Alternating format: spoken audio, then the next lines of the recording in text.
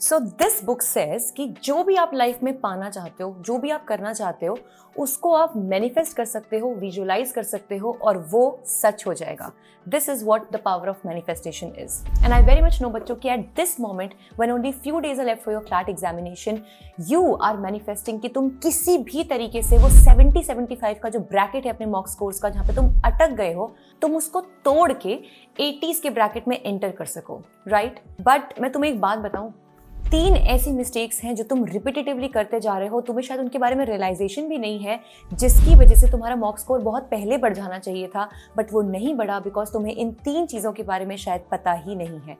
And in this video बच्चों, I am exactly going to tell you those 3 reasons जिसकी वजह से तुम्हारा मॉक स्कोर 70s पे अटका हुआ है. And no matter whatever you are doing, तुम कितना भी पढ़ लो, कितना भी रिवाइज कर लो, you are not able to score above 80 or 85 mark in any of your mocks. So अगर तुम भी सीरियसली इस एग्जाम की तैयारी कर रहे हो तो तुम्हें ये वीडियो जरूर देखनी चाहिए और एंड तक देखनी चाहिए, because every single reason that I am going to tell you in this video is really crucial for you to implement from the very next mock. और इन 3 चीजों का ध्यान तुम्हें अपने रियल एग्जाम डे पे भी रखना होगा. And I promise you that this will show you results from the very next mock that you take. So let's get started. और ये 70 मार्क्स का जो श्राप है उसको छोड़ के आगे बढ़ते हैं into the bracket of at least 80-85 marks in your upcoming mock scores. So बच्चों, सबसे पहली चीज जो मैं तुमसे कहना चाहती हूँ इस वीडियो के स्टार्टिंग में ही, कि अगर अब तक तुम यहाँ पर पहुंच चुके हो, इस जर्नी में पहुंच चुके हो और लगातार तुम्हारे मॉक स्कोर 65, 70, 72, 73 पे अटके हुए हैं, so one thing is good कि तुम कंसिस्टेंट हो एटलीस्ट अपनी प्रेप में और अपने मॉक्स देने में भी. But the worst thing is कि तुम्हारे मॉक स्कोर्स भी कंसिस्टेंट हो गए हैं and the number you are not liking, right?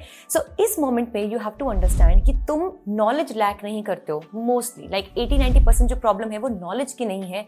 What you are lacking is the right tactic. And सही टेक्निक और टैक्टिक होना बहुत जरूरी है to increase your mock scores. With this, let me give you the 3 top reasons जिसकी वजह से तुम्हारा स्कोर मॉक्स में नहीं बढ़ रहा है. 1, you are ignoring the power of negative marking. So let me remind you, पता तो तुम्हें होगा ही कि क्लैट के पेपर में -0.25 हर गलत आंसर के लिए नेगेटिव मार्किंग होती है. बट जब हम अटेम्प्ट कर रहे होते हैं हमारे मॉक्स को, हम इतने ज्यादा क्वेश्चंस को अटेम्प्ट करना चाहते हैं बिकॉज हमारे पड़ोसी ने भी ऐसा किया है, मेरा जो फेलो एस्पिरेंट है उसने भी ऐसा किया है, और मेरा नॉट सो गुड फ्रेंड जो क्लैट की तैयारी कर रहा है वो भी तो ऐसा ही करता है. वो एटलीस्ट 110-115 क्वेश्चन अटेम्प्ट करता है, लेकिन उसके मॉक्स स्कोर्स तो 80-85 आराम से आ जाते हैं, जबकि जब मैं 110 अटेम्प्ट करता हूँ तो मेरे मॉक्स स्कोर्स तो 70 पे अटक के रह जाते हैं. सो मेरे साथ थोड़ा इमेजिन करो बच्चों, scenario A and scenario B. Scenario A में तुम 110 क्वेश्चंस अटेम्प्ट करते हो आउट ऑफ 120 क्वेश्चंस, और उनमें से तुम्हारे 80 करेक्ट होते हैं और 30 क्वेश्चंस नेगेटिव मार्क की बली पे चढ़ जाते हैं. So your final score would be 72.5. ठीक है. सिनेरियो बी में तुम 110 नहीं, तुम 100 क्वेश्चंस अटेम्प्ट करते हो, जिनमें से तुम्हारे 82 क्वेश्चंस करेक्ट होते हैं, सिर्फ 2 ज्यादा. पहले 80 करेक्ट थे, अब 82 करेक्ट हैं, लेकिन तुम्हारे रॉन्ग क्वेश्चंस सिर्फ 18 हैं. And this time your score is 77.5. A straight away of 5 marks, and I can't even tell you how many ranks in the real CLAT paper. Just तुमने अपने attempts accuracy increase करी. मुझे इस time गलत मत समझना बच्चों कि मैं तुमसे अटेम्प्ट्स कम करने के लिए कह रही हूँ, कि अगर तुम ज्यादा अटेम्प्ट करते टाइम नेगेटिव मार्किंग भी उतनी ले लेते हो तो तुम्हारे ज्यादा अटेम्प्ट्स का कोई फायदा ही नहीं है. इट्स रादर बेटर कि तुम भले ही नंबर ऑफ अटेम्प्ट्स कम करो, बट तुम उन्हीं क्वेश्चंस को ज्यादा अटेम्प्ट करो और पहले अटेम्प्ट करो जिसमें तुम ज्यादा श्योर हो. सो आई होप कि तुम ये समझ रहे हो कि नेगेटिव मार्किंग को हल्के में नहीं लेना है. Even with taking lesser attempts you could score better just because तुमने फालतू के तुक्के नहीं मारे थे. अब तुम्हारे दिमाग में आ रहा होगा कि मैम अब मैं डिसाइड कैसे करूं कि मुझे कौन सा क्वेश्चन मॉक में अटेम्प्ट करना है और कौन सा मुझे छोड़ के जाना है, क्योंकि अब तक तो भाई जहां पे भी थोड़ा बहुत आंसर समझ में आता था मैं तुक्का भी मार के आ ही जाता था, राइट? सो यहाँ पे बच्चों तुम्हें अप्लाई करना है 85% एक्यूरेसी रूल. मतलब कोई भी अगर ऐसा क्वेश्चन है जिसके आंसर की श्योरिटी तुम्हारे दिमाग में एटलीस्ट 85% की नहीं है, और वो तुम्हें कैसे पता चलेगी? एटलीस्ट अगर तुम 4 ऑप्शंस में से टॉप 2 ऑप्शंस नहीं पिक कर पा रहे हो, 2 ऑप्शंस में कंफ्यूजन है, फिर भी you can take the risk, okay? But अगर तुम लिटरली 3 ऑप्शंस में कंफ्यूज हो, या फिर तुम बस just for the sake of कि कहीं तो सुना था, थोड़ा सा याद आ रहा है, इस करके अगर तुम इसको मार्क कर देते हो, प्रॉब्लम होगी ही होगी और नेगेटिव मार्किंग तुम्हें मिलेगी ही मिलेगी. तो 85% एक्यूरेसी के हिसाब से अगर तुम 2 ऑप्शंस को भी एलिमिनेट कर पा रहे हो और टॉप 2 ऑप्शंस में कंफ्यूज्ड हो, still go with your gut feeling और whatever knowledge base you have and you can attempt that question. वो फिर भी एक रिस्क बेनिफिट एनालिसिस में तुम्हारे लिए बेटर प्रूव हो सकता है, बिकॉज उस केस में तुम्हारी नेगेटिव मार्किंग स्टिल कम होगी. सो आई होप बच्चों कि तुम्हें फर्स्ट मिस्टेक और उसको ठीक कैसे करना है ये समझ में आ गया होगा.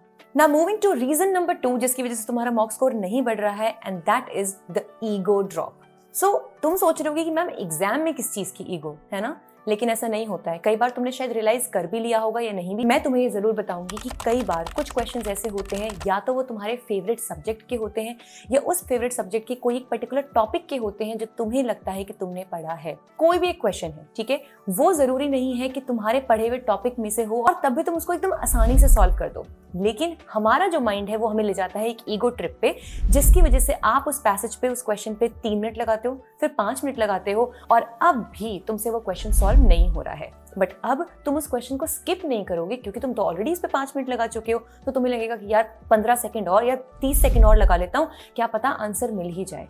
मैं तुम्हें सच बताऊं बच्चों, ऐसे जो क्वेश्चंस होते हैं ना, उनका आंसर शायद तुम्हें एग्जाम के एंड तक भी नहीं मिलेगा, क्योंकि जितनी तैयारी तुम ऑलरेडी करके गए हो, 3 या 5 मिनट किसी क्वेश्चन पे अगर तुम्हें लगाने पड़ रहे हैं तो समझ जाओ कि वो तुम्हारी कैपेसिटी के बियॉन्ड है। मैं तुम्हें बहुत प्रैक्टिकल तरीका बता रही हूँ कि कोई भी क्वेश्चन जो है उस पर अगर तुम 3 या 5 मिनट लगा रहे हो तो तुम ऑलरेडी रेस में पीछे आ गए हो, और इस एक क्वेश्चन की वजह से तुम आगे आने वाले क्वेश्चन पे ध्यान ही नहीं दे रहे हो, जो लिटरली लो हैंगिंग फ्रूट्स हैं, जिनको तुम बहुत आसानी से सॉल्व कर सकते थे, बट तुम अपने मॉक के क्वेश्चन नंबर 45 पे ऐसे अटक गए हो कि बस इसको तो सॉल्व करके ही निकलना है। इस ईगो को तुम्हें बिल्कुल खिड़की के बाहर फेंकना है on your mock day and your exam day as well, because this will hurt your result even more than you can imagine. ठीक है, लेकिन अब तुम आइडेंटिफाई कैसे करोगे कि तुम्हें कौन से क्वेश्चन को कब स्किप करना है? इसका रूल है बच्चों 45 to 50 सेकंड का। सो आई टेल यू, कोई भी क्वेश्चन पढ़ के अगर तुम 45 to 50 सेकंड्स में उसको सॉल्व कर पा रहे हो ना, I am talking about beyond the passage, आपने पैसेज लेट्स से 1.5 से 2 मिनट में पढ़ लिया है, उसके बाद तुम उस क्वेश्चन को पढ़ रहे हो और तुम 45-50 सेकंड्स में उसको सॉल्व कर पा रहे हो, तब तुम उसे मार्क कर दो। अगर तुम्हें ऐसा लगता है कि तुम 2 ऑप्शंस में कंफ्यूज हो रहे हो तो उस पर एक सर्कल मार्क कर दो, या फिर just keep it for later analysis, ताकि तुम राउंड 2 में उस क्वेश्चन को कवर कर सको।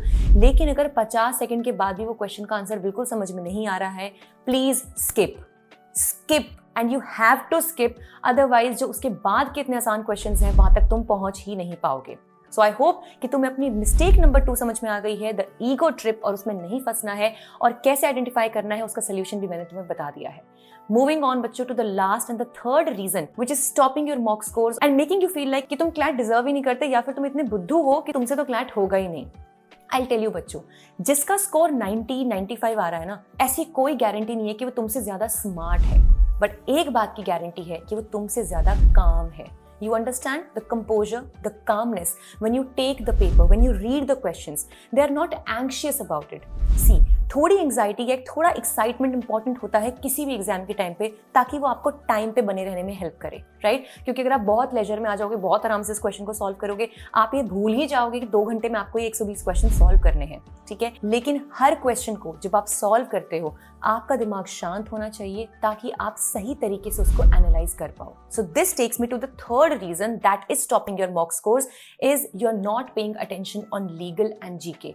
ये 50% ऑफ योर पेपर है बच्चों, और यहीं पे सबसे ज्यादा तुम्हें स्कोर का बूस्ट देखने को मिल सकता है by doing very very minimal work.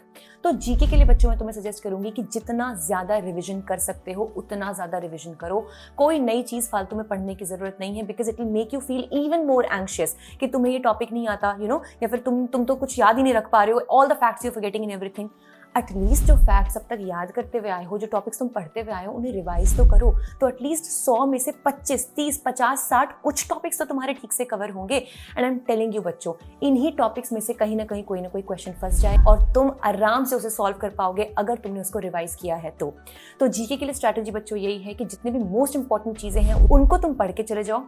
Identify नहीं कर पा रहे हो, बस इस चैनल से बने रहो। I am bringing on videos back and again, जो तुम्हें most important topics, international, national, bill, schemes, judgment, सब कुछ इस चैनल पे आ रहा है। तो तुम बस उतना भी कर जाओगे तो तुम्हारा भला हो जाएगा, आई एम टेलिंग यू, ठीक है? And try to solve as many questions possible. Quiz करो खुद को, या फिर just go with rapid fire if you have a study buddy and try to revise as much as possible. Now legal reasoning के साथ तुम्हारी problem ये है कि तुम अपनी नॉलेज बहुत ज्यादा अप्लाई करते हो और तुम पैसेज को इग्नोर कर देते हो while you're solving the question.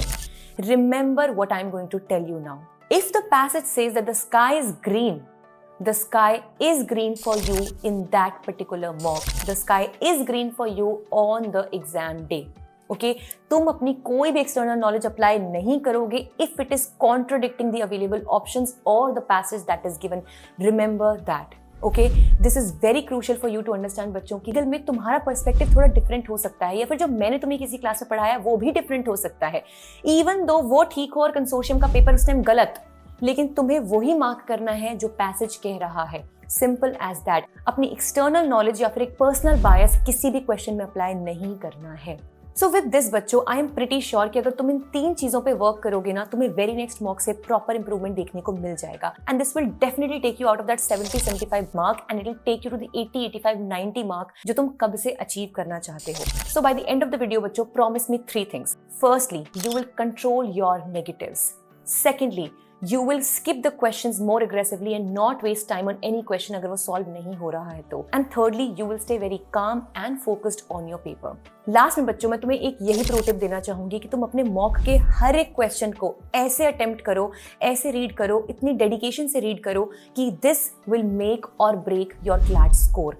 Her question important है। जैसे कोई क्रिकेट मैच होता है ना, जिसमें स्कोर बहुत ही टाइट होता है, एक एक रन को बचाया जाता है to get the final victory. And similarly, जब तुम क्वेश्चन अटेम्प्ट कर रहे हो, किसी भी क्वेश्चन को हल्के में मत लो, टाइम पास के तौर पे मत लो, अदरवाइज ये वीडियो तुम्हारे किसी काम की वैसे भी नहीं रहेगी, ठीक है।